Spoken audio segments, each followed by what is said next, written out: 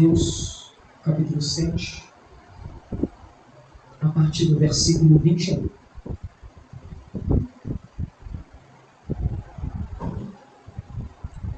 A palavra do Senhor diz assim: nem todo o que me diz Senhor, Senhor, entrará no reino dos céus, mas aquele que faz a vontade do meu Pai, que está nos céus. Muitos naquele dia vão me dizer a Jesus: Senhor, Senhor, nós não profetizamos em seu nome? Em seu nome não expulsamos demônios? Em seu nome não fizemos muitos milagres? Então lhes direi claramente: eu nunca conheci vocês. Afastem-se de mim, vocês que praticam o mal. Todo aquele, pois, que ouve estas minhas palavras e as pratica, será comparado a um homem prudente que construiu a sua casa sobre a rocha. Caiu a chuva, transbordaram os rios, sopraram os ventos e bateram com força contra aquela casa, e ela não desabou, porque tinha sido construída sobre a rocha. E todo aquele que ouve estas minhas palavras e não as pratica, será comparado a um homem insensato que construiu a sua casa sobre a areia. Caiu a chuva, transbordaram os rios, sopraram os ventos e bateram com força contra aquela casa, e ela desabou, sendo grande a sua ruína. Amém? Amado Pai, nós te adoramos, te exaltamos, nós vamos a Ti, em nome santo do Teu Filho Jesus Cristo, o nosso Senhor e Salvador, por meio de quem nos aproximamos do Senhor e não somos chamados do Filho. Pai, nos pedimos, em nome de Jesus, fala conosco, abre os nossos olhos, nos revela a Sua verdade. Em nome de Jesus. Amém. Amém? Vamos assentar.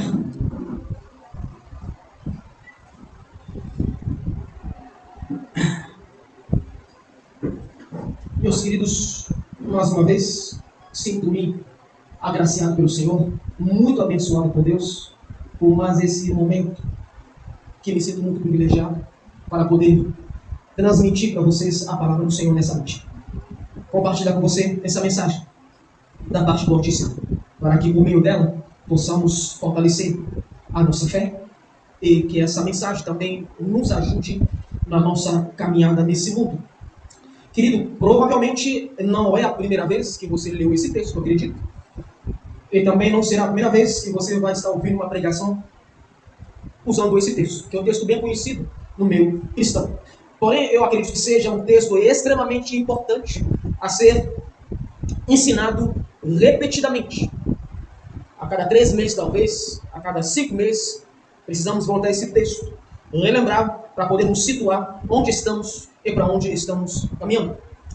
Esse trecho, especificamente versículo 21 até o versículo 28, 29, que é o último versículo. Aqui o autor, que é o apóstolo Mateus, ele está finalizando um dos maiores sermões pregando na Bíblia. Pelo maior pregador de todos os pregadores. Ele está finalizando aqui o Sermão do Monte. O Sermão do Monte é o sermão pregado por Jesus Cristo em Jerusalém, sentado no monte, rodeado pelos seus discípulos e também pelas multidões que o seguiam. Mateus vai dizer: Cristo se assentou e vieram ao seu redor seus discípulos e também as multidões rodearam. É o Sermão do Monte, o sermão que começa no Mateus capítulo 5, cobre o capítulo 5 inteiro, capítulo 6 e também capítulo 7. E finda, termina no capítulo 7. Por isso, esse trecho que nós lemos é o trecho que finaliza esse capítulo. Portanto, finaliza também esse sermão. E do que se trata esse Sermão do Monte? Vocês lembram que no Monte Sinai, lembra do Monte Sinai? Onde Deus falou com Moisés? Onde Deus revelou-se a Moisés na sarça ardente, e o enviou para o Egito, para que libertasse o povo de Israel. E depois, isso diz Moisés, depois que você libertar o povo, eu quero que você leve o povo até o Monte Sinai. E lá vocês vão me dar culto. Então a primeira coisa que Moisés fez ao tirar o povo do Egito é conduzir o povo até o Monte Sinai. E no Monte Sinai, o que vai acontecer? O Senhor vai convidar Moisés para subir até o alto monte. E no alto monte, Deus vai dar algo precioso para Moisés. Alguém lembra o que é? Os 10 mandamentos. As tábuas da lei. Vai dar os 10 mandamentos, a palavra. Para quê? Para que Israel soubesse como caminhar até a terra prometida. E no Monte Sinai, Israel vai receber a lei, vai receber a mensagem, vai receber a palavra, que vai orientar o povo até a terra prometida. O maior mandamento, o maior ensinamento, eles vão receber no Monte Sinai. E com essa mensagem, com essa lei, eles vão andar até a terra prometida. Por isso, para os judeus, Moisés é o maior profeta. Por quê? O profeta que recebe do Senhor a lei que vai conduzir o povo judeu até a terra prometida. Mas também essa lei irá conduzi-lo até a vinda do Messias, que os judeus hoje aguardam. Então, portanto, aquela mensagem do monte era extremamente importante. Eu que conduzo o povo até o seu destino. E quando Cristo vem, aliás, antes de Cristo vir, surge João Batista. Vocês lembram da sua maior mensagem? Que ele dizia? Que ele ensinava? Arrependam-se. Por quê? Porque está próximo o quê? O reino dos céus. João vai surgir no texto, vai dizer: povo, arrependam-se. Por quê? Porque o reino do Senhor está próximo. E esse reino vai chegar. Mas para que você adentre esse reino, você precisa se preparar. Precisa se arrepender. Porque esse reino era o reino esperado.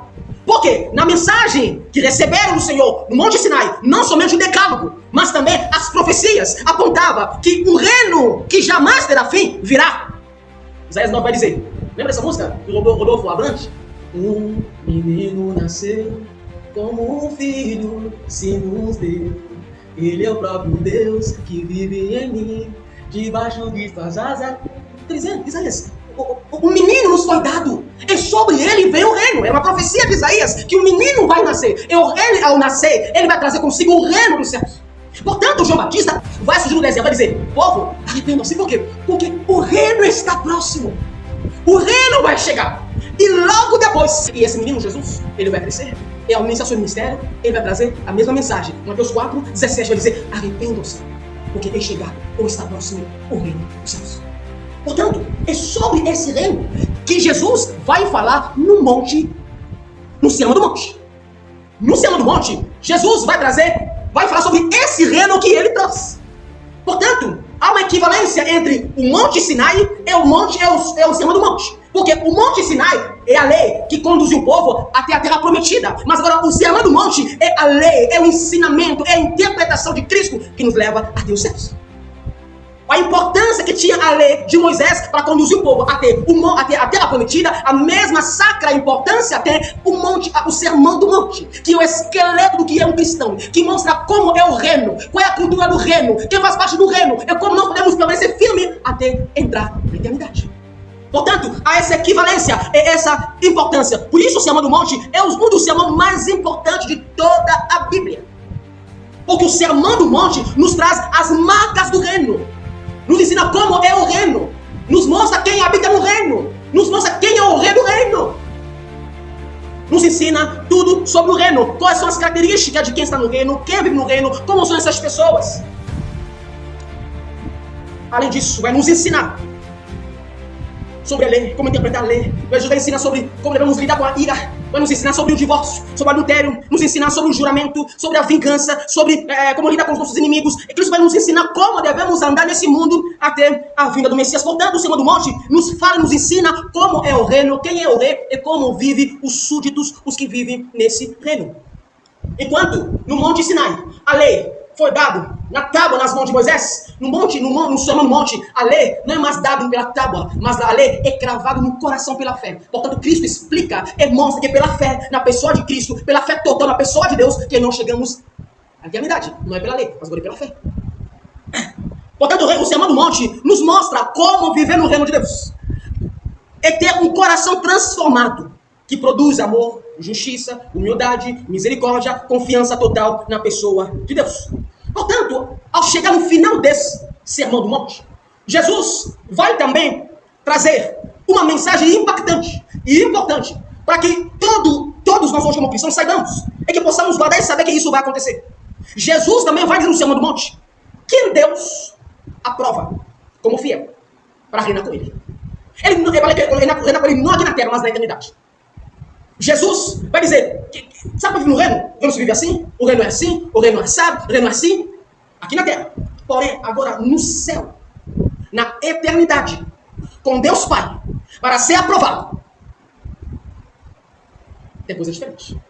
Não é qualquer um, não. Por isso, nesse sermão, nesse final, ele vai dizer, versículo 21, dizendo: nem todo o que me diz Senhor, Senhor, entrará no reino dos céus, mas aquele que faz a vontade do meu Pai que está no céu. A primeira coisa aqui, nós vamos fazer uma grande distinção. Entrar no reino aqui pode ser confundido com crer em Cristo Jesus. Por exemplo, quando se trata da salvação, a Bíblia diz que a fé vem pelo ouvir. Quando nós ouvimos a palavra, a fé desperta em nós e nós cremos em Cristo Jesus. E agora o que é interessante é que quando a Bíblia trata da nossa fé aqui na terra, disse que, por exemplo, volta aí no versículo 13, tem uma ilustração muito boa. No versículo 13 do capítulo 7. Vai dizer: entre pela porta porque larga é a porta, espaçoso é o caminho que conduz para a perdição, e são muitos os que entram por ela. Estreita é a porta, apertado é o caminho que conduz para onde? A vida. E são quantos que entram por elas? Poucos. Aqui apresenta quantos caminhos? Quantas portas? Quantos destinos? Veja bem. Primeiro, Cristo diz: entrai pela porta estreita. Quer dizer, quando nós vamos a Cristo Jesus, primeiro entramos pela porta da fé. Eu creio nele. Depois que nós entramos na porta da fé, da crença em Cristo Jesus, agora começa um caminho. Porque naturalmente é o inverso. Por exemplo, quando eu vou para minha casa, eu pego um caminho, certo? Aí eu chego à porta da minha casa, eu abro, eu entro. Mas aqui parece o inverso. Na fé em Cristo Jesus, primeiro eu creio nele. Essa crença nele é a porta da fé. Eu entro, eu creio nele. Depois que eu creio em Cristo Jesus, começa um caminho.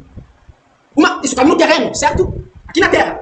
Eu creio primeiro a porta, eu entrei na porta. Depois de crer em Cristo Jesus, depois da crença em Cristo Jesus, existe um caminho. Um caminho que vai evidenciar se a minha fé é genuína ou ela é falsa. E no final deste caminho existe um destino. Ou é a vida eterna, ou é a perdição. Portanto, Jesus vai dizer: entra aí pela porta estreita.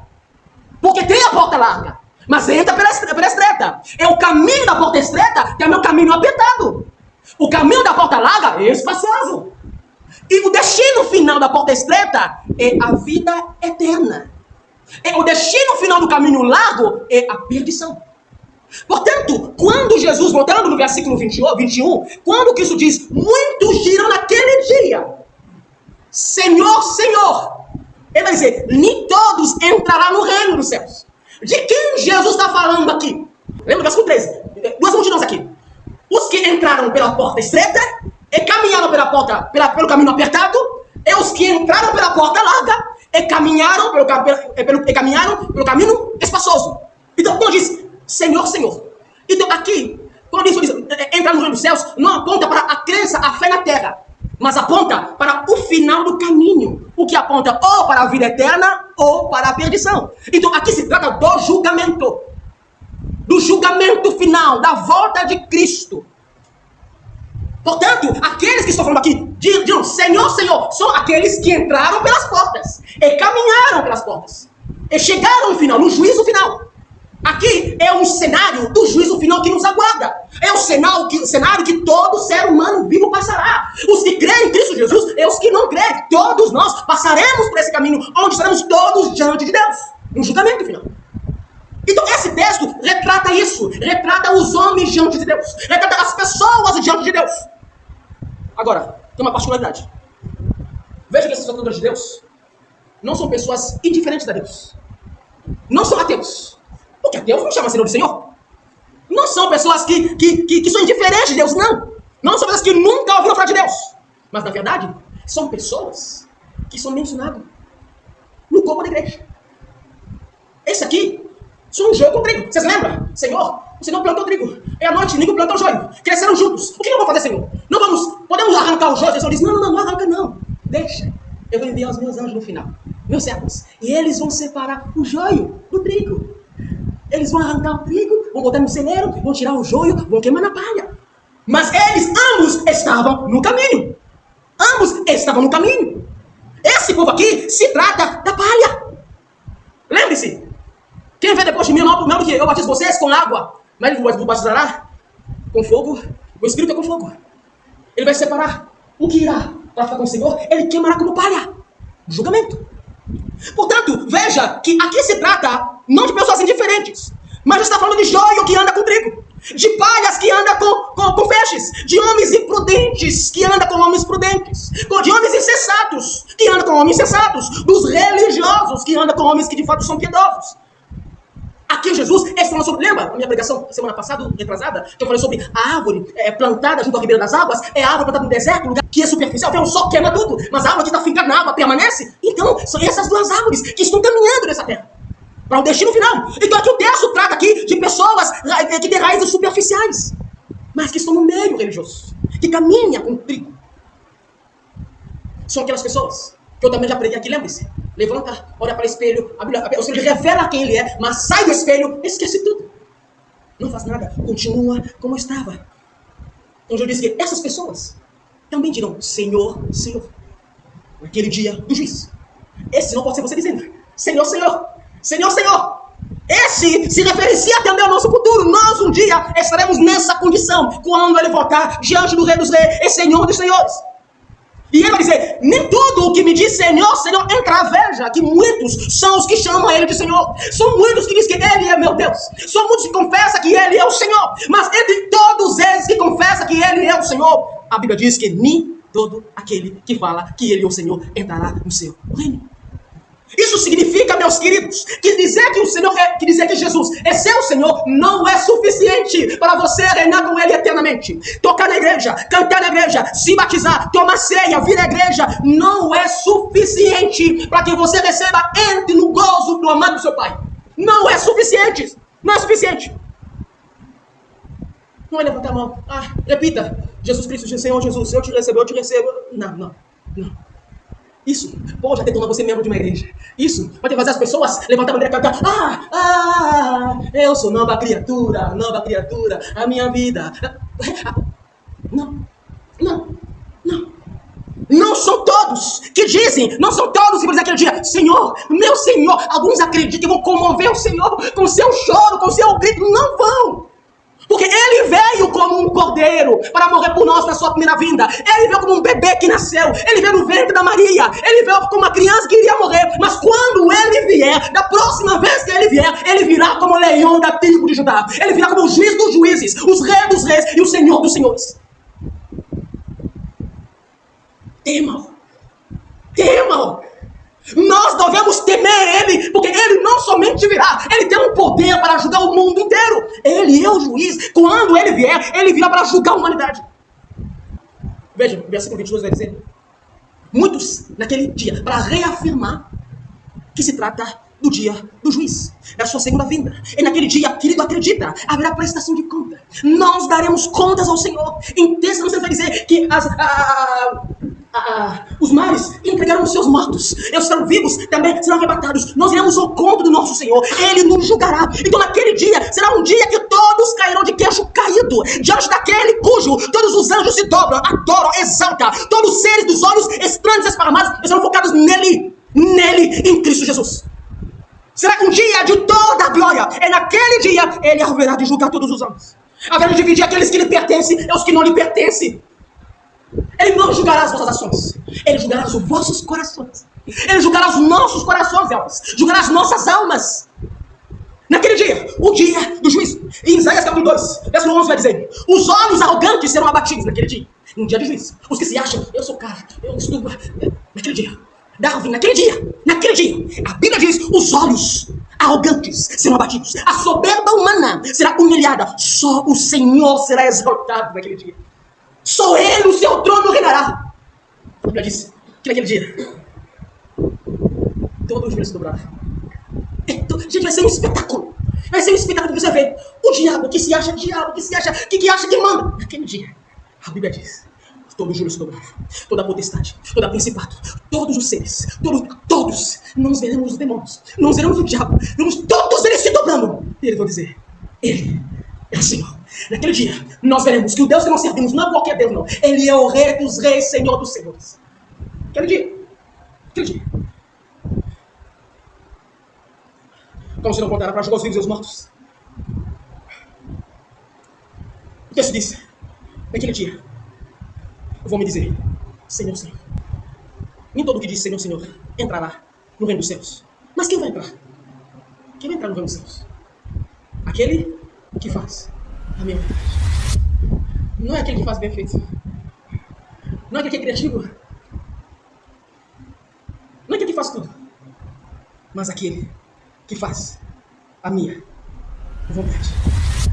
O Senhor, nosso Deus, nosso Salvador, Ele criou todas as coisas para que funcionassem segundo a sua vontade, segundo o seu deleite, segundo o seu bel prazer. É importante isso até deve acentuar em nós o senso de confiança na soberania de Deus. O próprio Cristo Jesus, o seu Filho, que é uno com Ele, que é igual a Ele em poder, em essência, em autoridade. Jesus estando na terra, Ele vai dizer, João capítulo 6, versículo 38, Jesus vai declarar, João 6, 38, porque eu desci do céu, não para fazer a minha própria vontade, mas a vontade daquele que me enviou. Querido, se existe algo que Deus quer de nós, se existe algo que Deus requer de cada um de nós, não que Ele expressemos o nosso grande arsenal de conhecimento, não que nós o provemos quando nós somos tão bons em servi-lo, ou em adorá-lo, ou em fazer algo para Ele. O que mais Deus exige de você, de mim, não é limpar a igreja para Ele, não é pregar para Ele. O que Ele mais exige de você, de mim, é que façamos a vontade dEle. Por isso, e Ele vai dizer, aquele que quiser me seguir, faça o quê? Faça o quê? Negar a si mesmo. Significa o quê? Fazer o que você quer? Veja, o que Deus quer de nós, para que possamos viver para Ele, segui-lo, porque seguir traz a ideia de caminhar. Alguém está à minha frente, eu estou seguindo, estou imitando alguém. Só estou dizendo, quem quiser me imitar, eu não quero oferta. Portanto, o que Deus exige de nós não são tantas e outras coisas que nós queremos dar para Ele. Não é cantar, se esgoelar para Ele, não é pregar, não. O que mais exige eu você é obediência a Ele, é seguindo, é alinhando a nossa vida à vontade dEle. Por isso Ele vai dizer, aquele que quiser me seguir, nega a si mesmo, toma a sua cruz e siga-me. É o que o Senhor espera de você e de mim, que façamos a vontade dEle. Olha, 1 João, capítulo 2, 17 vai dizer, o mundo e a sua cobiça passam, mas aquele que faz a vontade de Deus permanece para sempre. E isso vai se conjugar com o que nós acabamos de ler, que diz, nem todo que diz Senhor, Senhor, entrará no meu reino, mas quem? Aquele que faz a minha vontade, tanto permanecerá para sempre, como entrará no reino. O Senhor quer tanto que entendamos que viver para Ele não é cantar para Ele. Viver não é pregar para Ele. Não. Viver para Ele é nos submeter à sua vontade. É seguir a vontade dEle. Deus não se comove com suas boas intenções. O que Ele quis, o que Ele desejou, o que Ele deseja, Ele expressou nas Escrituras. E Ele diz, faça conforme eu quero. O próprio Filho, no monte Getsemane, Ele vai dizer, Senhor, afasta de mim esse cálice. Senhor, afasta de mim esse cálice. Senhor, afasta de mim esse cálice. Mas que não seja feita a minha vontade, mas a vontade de quem? A sua vontade. O Senhor quer tanto que a sua vontade seja feita, que na oração, Mateus 6, Ele nos ensina a orar. Pai nosso, santificado seja, venha a nós o vosso, seja feita o quê? Seja feita a sua vontade. Aonde? Assim na terra como no céu. Veja, o que está dizendo? A vontade do meu Pai é feita no céu. Quando Ele chama as estrelas, nenhuma delas deixa de aparecer. Quando Ele fala, os anjos se curvam. Ouve a sua vontade e faz a vontade dEle. Então, o que o meu Pai quer é que, assim como no céu, a vontade dEle é feita plenamente, que aqui na terra, vocês façam a vontade dEle. Por isso, Ele nos ensina a orar assim. Que seja feita a tua vontade aqui na terra, como é feita no céu. Portanto, quem entra na eternidade com o Senhor? Quem entra com Jesus para toda a eternidade? Não são os que fazem as coisas, mas os que fazem a vontade do Senhor. E Jesus vai mostrar essas duas categorias de pessoas que estão no caminho. Aliás, ambos, as duas categorias vão dizer Senhor, Senhor. As duas categorias estão andando no caminho, acreditando que vão entrar na eternidade. Mas quando chegar lá, todos vão dizer Senhor, Senhor. Mas não são todos que vão entrar no reino. Só vai entrar aquele que fez a vontade do Senhor. E os dois próximos versículos vai retratar como são essas pessoas. Como vivem as pessoas na terra. Porque esse texto é importante para você e para mim. Para primeiro nos lembrar que há um juízo final. Vai ter um fim. Nossa vida tem início, meio e fim. Mas a nossa alma, ela é imortal. Nosso corpo volta ao pó. Nosso espírito ou vai para o nosso eterno Deus, ou vai para as sombras do inferno. Então, o cenário aqui nos está mostrando, nós, povo, estamos caminhando. Só que esse povo, a ideia que traz o texto é que esse povo aqui não está fora da igreja. Esse povo aqui está dentro da igreja. Ele chama Deus de Senhor. Eles apresentam obras para o Senhor. Mas naquele dia, você vai dizer, não. Não, você vai entrar não. Vejamos, voltamos ao texto, o versículo 22. Agora, Jesus volta agora a explicar tudo que ele disse no versículo 21. Vai explicar agora no versículo 22. Ele vai trazer uma metáfora para nos ensinar. Jesus, muitos daquele dia vão dizer, Senhor, Senhor, nós não profetizamos em teu nome. Quer dizer, há uma categoria de pessoas que vão confiar nas suas boas obras para entrar no céu. Senhor, nós não usamos o teu nome para profetizar. Profetizar aqui é pregar, como muitos estão fazendo aqui, revelando o CPF, um monte de coisa. Nós não usamos, Senhor. Tá? Tá bom? Usou? Veja que profetizar faz parte dos dons. O dom de falar em nome de Deus. O dom de anunciar a palavra. O dom da eloquência, de conduzir. Eu tenho o dom de pregar, eu tenho o dom de ensinar. Então esse dom, você acha que isso me faz entrar no céu? Isso me faz, eu faço célula, mas eu canto louvor. Não. Ele está dizendo, Senhor, mas nós profetizamos. O Senhor não viu? O Gustavo ficou feliz, o Gustavo bateu de palma. Você não viu, não? Fulano chorou quando eu falei que eu vi o secreto da mãe dela que tinha morrido. Nós profetizamos, nós pregamos. Eu amarrei até o demônio lá, eu profetizei pro fulano. Se nós fizemos. Fizemos o dom de profecia. O dom. Tá bom.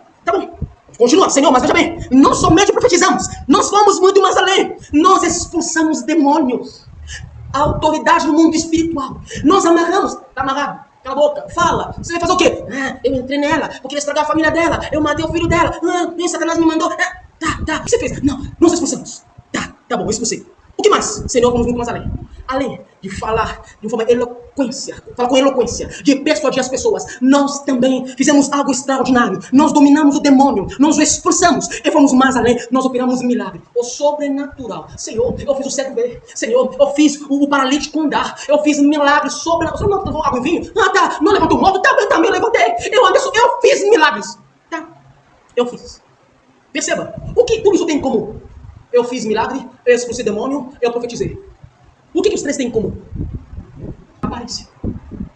Encanta as pessoas. Atos externos. Nós expulsamos demônios. Nós operamos milagres. As pessoas estão vendo milagres e canta.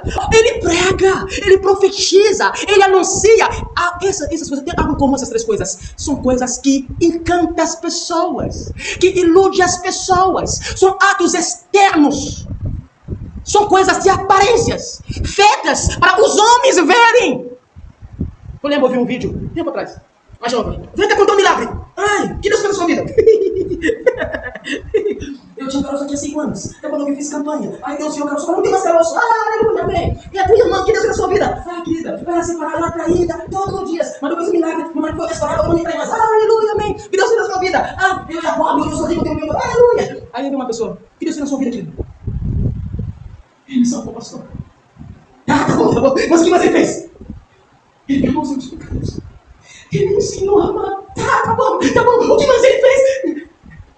Ele restaurou a minha alma. Eu vou buscar o pastor. Tá bom. Vai próximo, França. Veja que esses homens disseram, Senhor, nós amamos em teu nome. Senhor, nós perdoamos aqueles que nos ofenderam em teu nome. Senhor, nós aguentamos insultos, perseguições em teu nome. Não! O que eles fizeram? Nós expulsamos. Para que os outros vejam. Nós curamos para que os outros vejam. Nós pregamos para os outros vejam. Aqui tem uma lição muito importante, querido. Há muitas pessoas que estão com ministérios aprovados na terra, seguidos por milhões, pelas suas pregações, pelas suas curas e profecias, mas diante de Deus no céu são desconhecidos.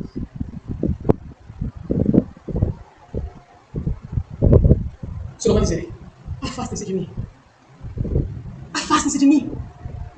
Se afastem. Saem. Por quê? Porque eu nunca conheci vocês. Parece contraditório, porque a Bíblia diz que Deus é onisciente. Que Deus sabe de todas as pessoas, conhece todas as pessoas. Então qual é o sentido de conhecer aqui? O sentido aqui é o sentido do texto que está em João capítulo 1, versículo 11. Ele diz, ele veio para o céu, mas os seus não receberam. Mas a todos quanto receberam, deram a ele o poder de ser chamados filhos. Não os que são nascidos da vontade do homem, nem da carne, nem do sangue, mas da vontade de Deus. Então o texto está dizendo, Deus pode te dar um dom, e você pode usar o seu dom em teu nome, e pode funcionar. Você pode pregar em nome de Cristo, vai funcionar. O dom é irrevogável. Deus pode Mas essas pessoas, eu preciso entender. Porque eles estão caminhando aqui na terra. Lembre-se, entra pela porta estreita, é a porta larga. O caminho estreito, o caminho largo. O fim da porta estreita é a salvação. Entra no bendito, na casa do seu pai. João 14. Na porta larga, perdição. E as pessoas entraram pelas portas, estão andando pelo caminho. Esses homens aqui acreditavam que entraram pela porta estreita. Que estavam caminhando pelo caminho estreito. Por isso se acharam capazes. E disse, Senhor, eu fiz o Senhor não quer dizer. Pelo que eu fiz, pelas obras que eu fiz, eu mereço entrar. Vai dizer, afasta-se de mim. Se afasta de mim. Por que se afastar? Porque eu nunca conheci vocês. Você pode usar o nome de Deus para o que você quiser. É pelo poder de Deus. Se Deus quiser salvar a Joyce, que estava sendo de macumba, você usou em nome de Jesus, Ele vai salvar a Joyce. Mas não significa que Ele também te salvou. Quando ele disse que eu nunca te conheci, ele não disse que eu nunca soube quem você era. Ele disse, você nunca foi o meu filho. Você nunca fez parte da minha família. Você nunca adentrou o reino que Cristo trouxe. Você nunca foi adotado para ser filho meu. Por isso eu não te conheço como meu filho. Porque a casa do meu pai só entra os meus irmãos. Você nunca foi da família. Aparta de mim, vocês que praticam o mal, iniquidade. A palavra grega aqui é a palavra anomia, que trata de pessoas que vivem na terra como se não tivesse lei. São essas pessoas. Na aparência, no púlpito, prega, expulsa, faz milagre. Vai na casa dele. Vai na família dele. Vai nos parentes deles. Vê como é que vive. Lá, eles são maus, eles são iníquos, eles não praticam o que pregam, eles não vivem o que dizem, eles vivem não se submetendo à vontade do Senhor, eles pregam a vontade de Deus, mas não vivem a vontade de Deus, vivem a sua própria vontade, vivem uma rebeldia interior. Sabe que a palavra do Senhor funciona para os outros, mas não para eles. O Senhor disse, aparta-te de mim. Quer dizer, essas pessoas tinham ministério, mas não tinham submissão a Deus. Elas até tinham dons, mas não tinham caráter. Tinham sinais, mas não tinha santidade. Viviam para as pessoas, não viviam para Deus. São aquelas pessoas que passam horas estudando, não para elas, mas para aqueles que vão ouvir. Aprende, não para praticar para si mesmo. Aprende para mostrar para os outros. Esses viviam da aparência. Como não somos fáceis de enganar, não é? As aparências enganam, é verdade. Não somos fáceis de enganar. E não somente nós, o ser humano. Um grande homem de Deus foi enganado pelas aparências. Na minha oração aqui eu orei. Iniciando para o Senhor, que é possível por os nossos filhos, que é possível oferecer os nossos filhos, como a Ana ofereceu seu filho Samuel. Ensina para que serve o seu filho. O filho que a Ana ofereceu foi Samuel. Samuel, o grande homem de Deus. Samuel foi enganado pelas aparências. Samuel foi à casa de Jessé para escolher um rei. Ele viu o primeiro filho de Jessé. Ele falou, meu Deus, esse deve ser o nosso rei. Olha os seus ombros, olha as suas roupas. O Senhor diz, não é verdadeiro.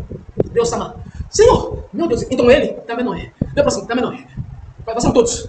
A nenhum deles eu escolhi. O Senhor disse assim, não como? Deus disse, Samuel, vocês têm um problema. Vocês são levados pelas aparências, pela locução, pelas experiências, pelo som, pelo ambiente, pelo barulho. Vocês são guiados pelos sinais, pelas aparências. Eu não vejo as aparências. Eu vejo o coração. Eu vejo o interior. Eu vejo a alma. Meu escolhido não está aqui. Está lá, largado com as ovelhas. Para eles, não é tão importante. Ele era tão menos importante que naquela linha eles ficavam com as ovelhas. Mas para Deus, tinha um valor inestimável. Não se deixa levar pelas aparências. As aparências, de fato, elas podem enganar. Aí o Senhor Jesus vai retratar agora, nessa metáfora, essas duas categorias. Ele vai dizer, veja, todo aquele que ouve estas minhas palavras e as pratica, será comparado a um homem prudente, que construiu a sua casa sobre a rocha. Caiu a chuva, transbordaram os rios, sopraram os ventos, bateram com força contra aquela casa e ela não desabou, porque tinha sido construída sobre a rocha. É todo aquele que ouve estas minhas palavras e não as pratica, será comparado a um homem insensato, que construiu a sua casa sobre a areia. Caiu a chuva, transbordaram os rios, sopraram os ventos e bateram com força contra aquela casa e ela desabou, sendo grande a sua ruína. Essa metáfora ou parábola tem o intuito de nos mostrar essas duas categorias de pessoas que estão caminhando, que estão andando, entraram pelas portas e estão caminhando pelo destino. Veja, essas duas pessoas têm coisas em comum. Essas duas pessoas ouviram as palavras. Todo aquele que ouve estas minhas palavras. Lembra-se, Jesus está sentado no monte, falando com os discípulos, que o odiavam, e os curiosos que estavam ali no multidão. Todos aqueles que ouvem as minhas... Que palavras são essas? O sermão do monte. Lembre-se, a lei do Sinai conduzia até a terra prometida. A palavra do sermão do monte nos conduz até a vida eterna. Quer dizer, todo aquele que ouve estas minhas palavras, esses ensinamentos, para nós essa palavra é como 2 Timóteo, capítulo 3, verso 16, que vai dizer: toda a escritura foi inspirada por Deus, útil para ensino, para repreensão, para correção, para educação na justiça, a fim de que o servo de Deus seja perfeito, é perfeitamente habilitado para toda a boa obra. Vejam, mais uma vez, aqui nos deparamos com a mensagem do Altíssimo. Estas minhas palavras. Todo aquele que a ouve. Nós temos algo comum. Todas as duas categorias de pessoas, ou as duas pessoas, ouviram a palavra do Senhor. O que mais nós temos em comum? Essas duas pessoas. Também ambos construíram casas. Certo? Ambos ouviram? Ambos construíram casas. Ambos também vão enfrentar chuva, vento forte, chuva transborda nos rios, os ventos que sopraram e bateram com força naquela casa. Ambos vão enfrentar. Certo? Agora, quais são as diferenças entre as duas pessoas? As duas categorias. Um, ouve e pratica. O outro, ouve e não pratica. Vou dar o primeiro. O fim, quando bate o vento, transborda os rios, o que acontece com ele? Aquele que ouve, que pratica. Bate vento, chuva transborda os rios, o que acontece com ele? A casa dele? Fica firme. O outro, ouviu? Não praticou? Bateu o vento, caiu a chuva, transbordaram os rios, o que aconteceu com a casa dele? Veja bem, isso retrata o que está escrito no versículo 21, que nós lemos. Nem todos que chamarem Senhor, Senhor, entrarão no meu reino. Aqui, o vento, a chuva, ventos fortes, chuvas, é uma referência ao juízo final, que virá para ambas pessoas que construíram casas. O construtor aqui são pessoas. Construir a casa aqui é construir a sua vida terrena, como leva a sua vida. Veja, como caminhar nesse mundo. O texto diz, todo aquele que ouve a minha palavra, está dizendo, aquele que me escuta, que crê na minha palavra, que ouve a minha palavra, não pode se limitar a ouvir. A vida cristã não se limita a ouvir o que está sendo pregado.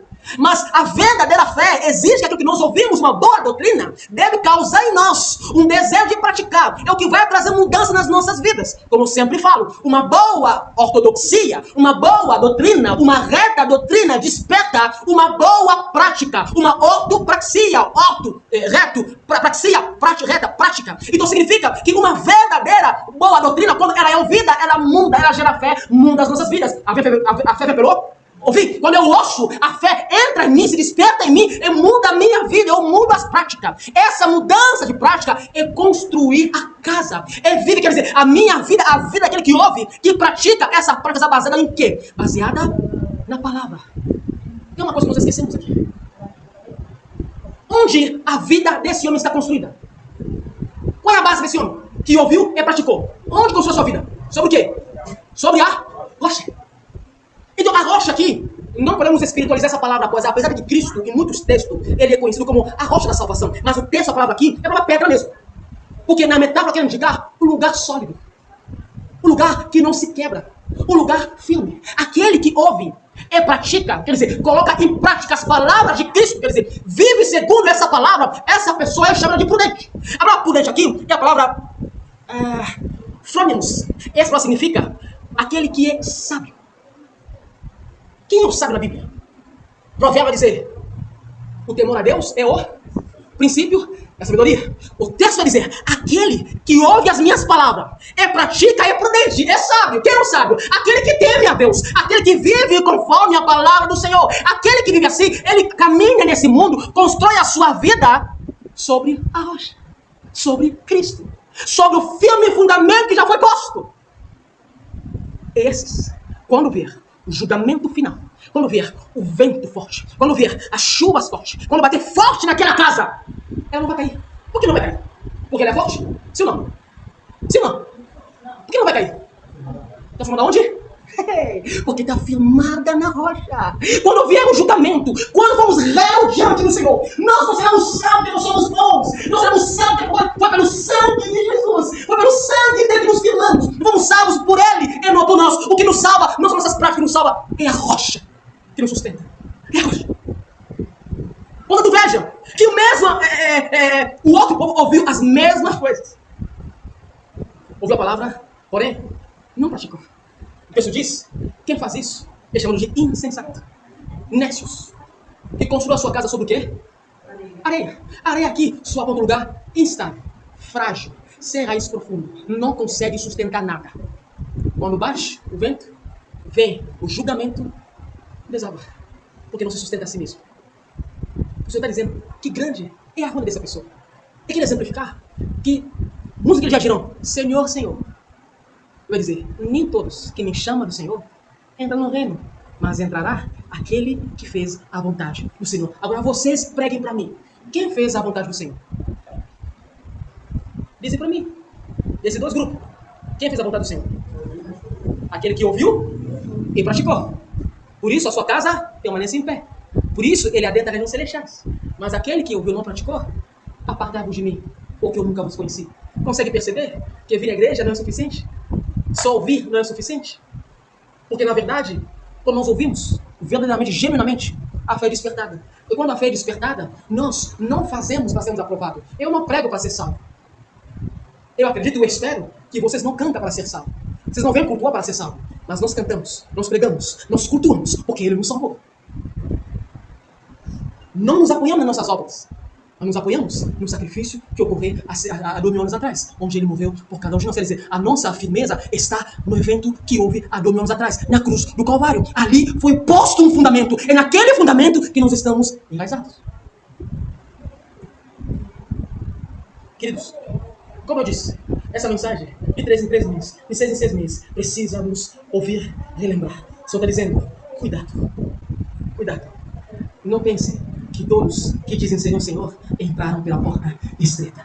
Tem muitos que entraram pela porta larga. Estou ali meio de vocês, sou amigo de vocês. Eles andam com vocês. Eles dizem Senhor, Senhor. Vocês ficam iludidos com essas pessoas. Cuidado, muitos deles não são conhecidos por mim. Agora eu não quero que você pense nos outros. Eu quero que você pense em você. Qual porta você entrou? Que caminho você está andando? Você está ouvindo? Você está praticando? Ou você ouve e levanta e vai embora? Quem você é? Você é insensato? Ou você é prudente? Você é nécio? Ou você é sábio? Eu espero que vocês sejam sábios. Eu espero que com dificuldade, com luta, porque isso aqui é muita luta ser cristão, que você construa a sua casa sobre a rocha. Que todo domingo, quando eu prego aqui, toda quinta-feira, quando eu ensino para vocês, que vocês praticam essas palavras. Vocês não têm nada para me provar. Absolutamente nada. Absolutamente nada. Até porque naquele dia, eu estarei na mesma fila que você. Eu terei um pouco mais de peso, que eu vou me cobrar o que eu ensinei para vocês. Mas acredita, teremos na mesma fila, sendo todos julgados. O vento batendo para todos nós. A minha esperança é que naquele dia, sejamos todos. Aqui o Senhor vai dizer, na casa do meu Pai, em muitas moradas, eu virei, eu vos buscarei, eu vos levarei comigo, para que aonde eu estiver, vocês estejam também. Essa é a minha experiência, meus amigos e irmãos. Que daqui em diante, toda vez que sair da sua casa, ela vem para cá. Venha sempre lembrando. Eu vou ser para te agradecer. Porque o Senhor me salvou. Eu tenho nada para te provar. Porque você não vê e sabe de todas as coisas. Eu tenho com toda a humildade para reconhecer o que o Senhor fez por mim, ninguém podia fazer. Que sejamos aqueles cujas suas vidas foram construídas, dia após dia, na rocha. Nunca esquecer que um dia ele voltará. E quando ele voltar, não dará outra chance. Ele volta para ajudar. Amém? Então, ouve e pratica. Curva sua cabeça todo mundo contigo.